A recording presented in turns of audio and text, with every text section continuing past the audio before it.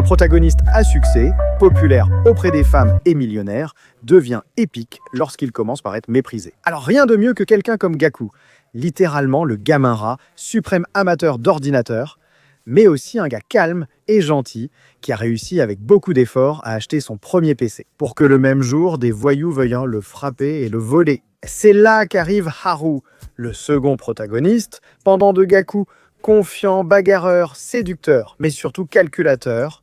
Par exemple, éviter d'être vu par les caméras. Il en tient compte, et cela peut lui coûter son inscription à l'académie.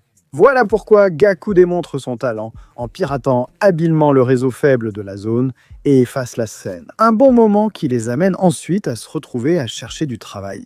Et c'est ici que Haru se distingue par sa capacité à convaincre et à mentir à tout le monde, recevant des propositions non seulement professionnelles, mais aussi assez sexuelles. Gaku reste submergé par son anxiété. C'est ainsi que nous rencontrons cette femme envoûtante appelée Kirika, l'héritière de l'une des entreprises les plus importantes du Japon, une fille qui paraît simple, mais qui cache un esprit brillant. Elle accueille les entretiens du jour avec des personnes plutôt fades et peu intéressantes.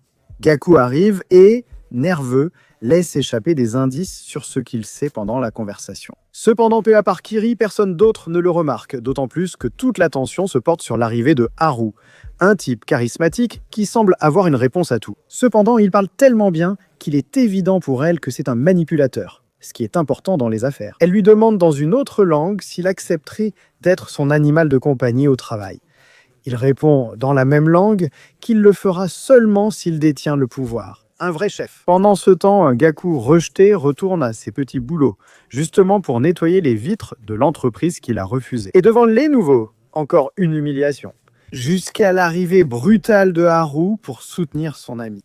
Car même en ayant le travail, il lui faut la compétence du protagoniste pour devenir milliardaire, pas seulement millionnaire. C'est l'alliance d'un génie informatique et d'un homme capable de tromper les riches, jusqu'à ce qu'il puisse s'entourer de voitures, de maisons, de bijoux et sortir avec les présentatrices les plus belles. Et au sommet, avec un seul but, garder Kiri pour lui.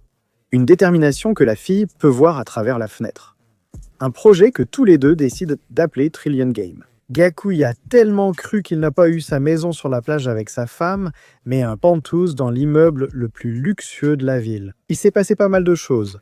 À ce stade, avec son nom dans les magazines comme l'un des jeunes milliardaires du monde. Voir la chaise où tout a commencé le rend nostalgique. Haru a alors dépensé le peu d'argent qu'ils avaient dans cette chaise, cherchant à obtenir de l'argent.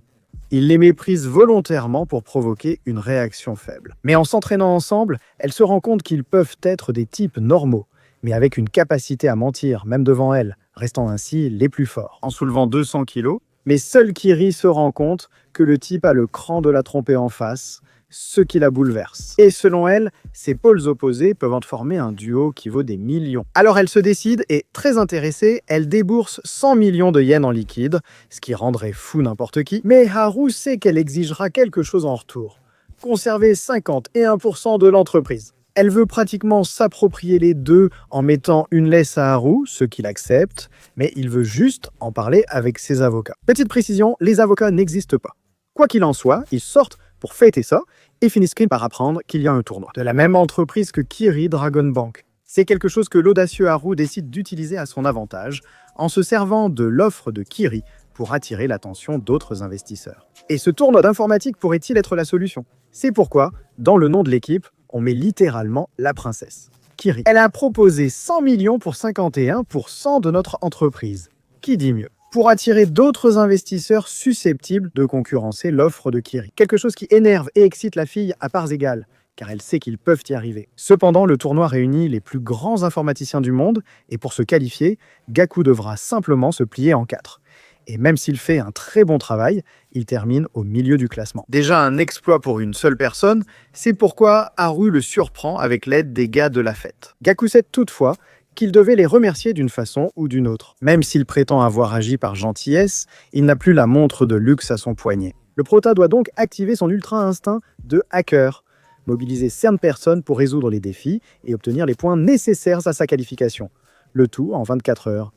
Et pour Gaku, tout le système est rempli de failles, dont il peut profiter. Des codes QR, des jeux douteux placés exprès pour être découverts. Après 13 heures de souffrance, ils finissent 50e, mais seuls les 2 premiers sont qualifiés. C'est ici qu'une des épreuves les plus difficiles peut les sauver, et curieusement, elle a une réponse très simple. Cependant, Haro fait remarquer qu'aucune autre équipe n'y a répondu. Et en fait, quelque chose est caché dans la question elle-même, ce que Gaku parvient à découvrir. Mais rien n'est sûr et il ne leur reste qu'à être optimistes s'ils veulent devenir millionnaires. Heureusement, ils finissent par passer en finale de justesse, recevant immédiatement les félicitations de Kiri. Est-elle contrariée qu'ils aient utilisé son nom ? Voilà pourquoi elle fera appel à son équipe de prodiges. Qu'elle puisse écraser les protagonistes et ainsi les faire travailler à temps partiel avec un très mauvais salaire. C'est quelque chose que les deux finissent par accepter en échange du fait que, s'ils gagnent, elle devra être l'amante et l'esclave de l'un d'eux pour une nuit, ce que son assistant n'arrive pas à croire qu'elle acceptera. Mais pour l'instant, le duo décide de se procurer un bon costume et d'arriver à la compétition finale avec tous les informaticiens les plus forts du monde. La surprise, c'est que Haro est apparu avec un costume de moine beaucoup trop ridicule. Oui, prions car il risque de perdre, mais avançons vers l'avenir. Quand les journalistes demandent à Gaku quel a été le moment clé de son succès, et il se souvient justement de ce championnat, où un type mystérieux appelé Kazuki les observait déjà, les traitant de fous. L'épreuve finale consiste en un serveur par équipe, que chacune doit utiliser pour attaquer les autres, pendant qu'ils se protègent en subissant les moqueries des autres, parce qu'ils n'y arriveront pas à seulement 2. Et c'est là que Haro lui demande de connecter Internet 1 minute après le début de la compétition. Quelque chose qu'il ne comprend pas, car lorsque l'épreuve commence, Haro se met à crier comme un moine partout dans la salle, priant pour gagner, ce qui ne distrait personne. Cependant, aucune des équipes ne parvient à se connecter à son serveur, à l'exception du Prota, qui, après 1 minute, prend l'avantage en attaquant tout le monde de la même manière. La poudre d'aluminium de la baguette de Haro perturbe le réseau Internet. Un jeu déloyal que des gens comme Kazuki commencent, mais ce n'est pas suffisant, car les équipes se remettent dans une guerre d'attaque cybernétique, pendant que le protagoniste maintient les points jusqu'à ce que toutes les équipes lui lancent une attaque massive, faisant baisser ses points sans arrêt. Comme Dragon Bank diffuse les données des protagonistes aux autres, ils deviennent ainsi le punching ball, et en atteignant 0, Dragon Bank a l'impression d'avoir triomphé. Mais la princesse est tellement déçue qu'elle se lève et quitte les lieux, car toute sa foi a été détruite. Cependant, le prota Haro passe à l'action, dit 2 mots à Gaku, puis part avec Kiri pour lui demander avec lequel des deux elle couchera. Puisque les cris dans la salle se font sentir comme, soudainement, le serveur de Gaku s'élève dans les airs, attaquant brutalement les autres adversaires et s'emparant des points qu'ils avaient tant accumulés. Cela s'impose peu avant la fin. La seule explication, c'est que Gaku est leur mot de passe, ce qui est l'œuvre de Haru, puisque le modem du Prota est le seul qui manque toujours. Ça a marché et tout le monde était connecté à lui, accédant ainsi à ces informations. Une technique totalement illégale, mais très élégante, dans laquelle Gaku attaque sans avoir à se défendre, un miracle que Kazuki n'arrive pas à croire, et une victoire qui, littéralement, a redonné le sourire et une excitation incroyable à Kiri. Pendant que tous les investisseurs ont les yeux rivés sur les champions. Ou c'est ce que nous voulions, puisque le secrétaire de Kiri, jaloux de l'avoir si excité, il révèle au juge le piège que le duo a tendu avec la poudre sur le front, ce qui conduit finalement à l'annulation de leur victoire. Quoi qu'il en soit, tout le monde sait déjà de quoi ils sont capables. C'est pourquoi Kiri devient folle, prête à leur donner tout l'argent qu'ils veulent pour les garder. Kazuki arrive le premier et conduit les petits diables dans un club luxueux entouré des meilleurs alcools. Et les femmes qui, bien que plutôt faciles, ont le statut des plus beaux mannequins que le puceau de Gaku ait jamais vu. Haru affirme aussi être puceau pour soutenir son ami vierge. Mais du petit abricot, après tant de femmes, et comme c'est un type tellement capricieux, il n'est intéressé que par une femme aussi capricieuse que lui, même si une telle relation peut très mal finir. Cependant, il est temps de parler affaires, et Kazuki est prêt à lâcher 30 millions de yens en échange de 20% de l'entreprise, ce qui est assez équilibré par rapport à l'offre de Kiri. Un accord qui se termine avec 10% s'ils arrivent à séduire l'une des filles du coin. Eh bien, Haru n'avait même pas fini de boire qu'il avait déjà une fille dans sa chambre, Very Important Persons. Cependant, pour une raison inconnue, il ne profite pas du moment en pensant à Kiri. Pendant qu'elle fait la même chose, désespérée qu'on accepte son argent, malgré tout, Haru l'ignore. Et le lendemain, ils ont 30 millions en liquide avec lesquels ils font ce qu'il faut faire en premier, avec cet argent. Petite info s'ils partent avec l'argent, à ce moment, 85% leur appartiennent déjà. Et personne ne dit rien. Mais le plan, c'est de faire des milliards avec ça. Donc maintenant, ils cherchent un plus d'employés parce qu'ils n'ont pas d'argent en poche. Clairement, une entreprise fictive qui ignore encore son domaine d'activité. Ce n'est pas attirant, surtout avec le marketing de Haru. Ils ont justement besoin de gens audacieux. Le lendemain, quelques personnes se présentent à l'entretien de la toute nouvelle entreprise connue sous le nom de Trillion Games, société anonyme, qui n'a même pas encore de locaux. Ils occupent sans gêne le bureau de Kazuki. Et pour les questions, ils les prennent dans un livre assez connu où la plupart donnent des réponses trop basiques. Et seul ce type se distingue en répondant correctement et avec beaucoup d'assurance. Il est assez évident qu'il a déjà lu le livre auparavant. Pendant ce temps, Rinrin a admis que ce n'était pas juste pour les autres, car elle connaît aussi l'histoire. Son entretien ne se termine donc pas très bien, ce qui lui arrive trop souvent. Cependant, pour Gaku, et avec la liberté que lui donne Haru, il sent que parmi les deux, c'est la meilleure option. Et encore plus si c'est le travailleur qui décidera du type d'entreprise qu'ils auront. Donc, nous avons une fille très enthousiaste à propos de son nouveau travail, qui se retrouve en fait avec deux types qui n'ont rien, même pas un projet. Pourtant, elle s'efforce de donner le meilleur, une façon pour Haru de la tester. Ainsi, le lendemain, il la harcèle à l'université pour utiliser une salle comme lieu de réunion. Rinrin sait que l'approche de Trillion doit reposer sur les compétences de Grey. Puisqu'il sait infiltrer des serveurs, cela pourrait-il servir de publicité pour créer un réseau sécurisé? Cependant, ce marché est déjà saturé par l'intelligence artificielle. Alors Haru propose une idée aussi milliardaire que ridicule.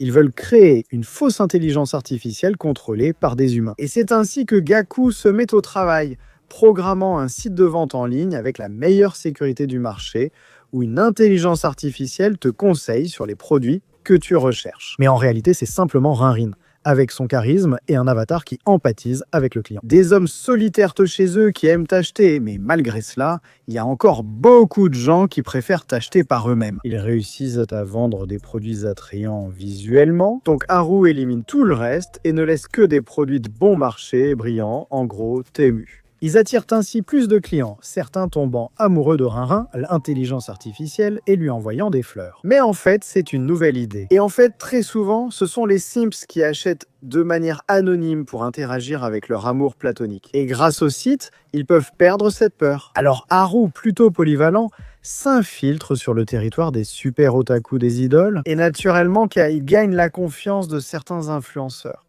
en lui montrant une page de fleurs créée avec l'aide de l'intelligence artificielle pour soutenir les gens qui idolâtrent. Le gars est satisfait et commence à répandre la nouvelle, et Rinrin se retrouve entouré de petits gros amoureux. Ils améliorent les ventes, dont ils gardent 30%. Cependant, une seule fille pour une armée de gens, ce n'est pas tenable, alors l'arnaque arrive et c'est le moment parfait pour vendre le site. Alors Haru la propose à la deuxième plus grande boutique de fleurs de la ville. Et lors d'une réunion, il montre tous ses succès. Cependant, la propriétaire, un peu sceptique, et c'est le site, consciente que l'intelligence est trop parfaite. Il doit forcément y avoir un humain derrière, c'est sûr. Cette idée est très rentable. Cependant, elle doit écraser la concurrence dans le domaine des fleurs. Et s'ils atteignent plus de 15 millions de ventes en un mois, l'accord sera conclu, donc maintenant le duo contrôle le marché des otaku. Maintenant, ils doivent rallier le public féminin à leur cause, car elles adorent acheter. Alors ils s'infiltrent dans les maisons de os, qui sont essentiellement des gigolos,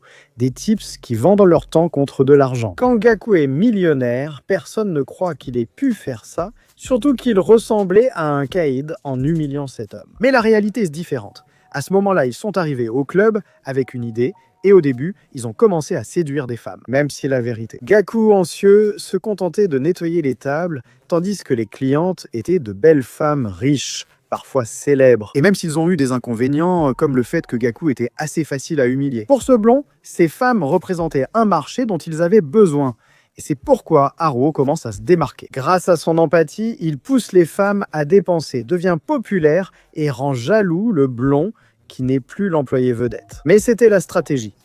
Maintenant, les femmes voulaient offrir des fleurs à leur hôte préféré. Et il n'y avait pas de meilleure recommandation que la page que Gaku était en train d'adapter. Pour que les filles se sentent à l'aise, avec une interface féminine et des recommandations attrayantes. Ainsi, entre amis, elles s'informent pour célébrer anniversaire, relations amoureuses ou fêtes. La page devient la référence pour les décorations. Cependant, le blond, jaloux que Gaku fasse autant de publicité pour l'entreprise, ne sait que le frapper. C'est là que le protagoniste s'en fiche totalement. Mais ce qui l'inquiète, c'est qu'ils s'en prennent à Haru. Parce que quand il le fait, il défigure tellement le visage du blond qu'il finit soumis au protagoniste. C'est là que sort la grande photo. Tout va bien, alors que les directeurs de la boutique de fleurs, convaincus d'échouer, parient leurs cheveux. Pendant ce temps, Gaku commence maintenant à comprendre certaines choses, car alors qu'il marche avec son insécurité, les gens le méprisent, comme ils l'ont toujours fait. Mais lorsqu'il s'apprête à reprendre le travail avec son costume coûteux, il dégage une aura qu'il n'avait jamais ressentie. L'argent te donne du statut, tandis que la page se remplit de femmes consuméristes, à qui il faut offrir des soldes hypnotisantes. Avec l'aide de l'informatique et de la 3D, les femmes peuvent voir à quoi ressembleront leurs arrangements à l'endroit qu'elles souhaitent, étant ainsi essentiellement infidèles à leurs anciennes fleuristes. Au final, elles achètent l'article le plus cher chez les protagonistes pour que tout soit parfait. Puis ensuite, les publier sur leurs réseaux sociaux, ce qui se transforme en une avalanche de commandes. Avec cela, les deux enfants et Rinri peuvent facilement atteindre les 26 millions de yens de vente, en plus de quelques perruques de vieux. La propriétaire est-elle vraiment surprise par ce qui se passe dans cette folie millionnaire? Cependant, c'est ici que se termine le 9e épisode de cette série en cours de diffusion, qui est tout simplement savoureuse. Une histoire différente, mais avec des accents très épiques, des protagonistes charismatiques, et je ne peux que dire que ça en vaut vraiment la peine. Si je vois que ça vous plaît et qu'on atteint 4000 likes, vous aurez immédiatement le prochain épisode. Donc j'espère continuer à vous apporter ce plaisir d'anime. Pour le reste, on se retrouve dans le prochain résumé. Et comme l'a dit mon dono,